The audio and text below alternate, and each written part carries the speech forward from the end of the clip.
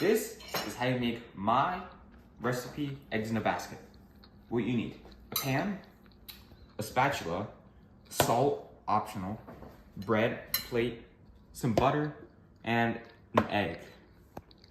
First, what you do, you cut out some sort of square in the bread.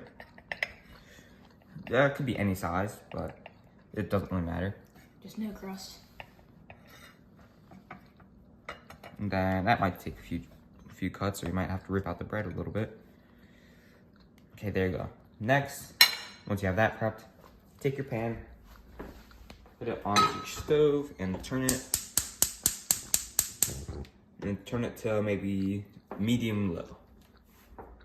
Next, you take your butter, which this is not oil, butter. You take it, put it on your pan. Let that spread a little bit. And this is very, very needed for this bread. Come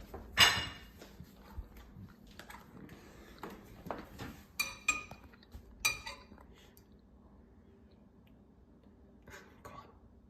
There you go. All right, next. Let that kind of melt a little bit. And then you take your bread and just, first off, you take your spatula and kind of spread the butter around a little bit so it covers all the bread, and toss it in for probably on medium low, few minutes, like maybe 1 or 2. Okay, it's been about 2 minutes, and this has been toasting in the butter. So we're gonna flip it over. That nice gold texture.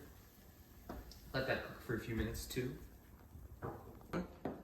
Okay, I flipped it over and been cooking outside for a few minutes.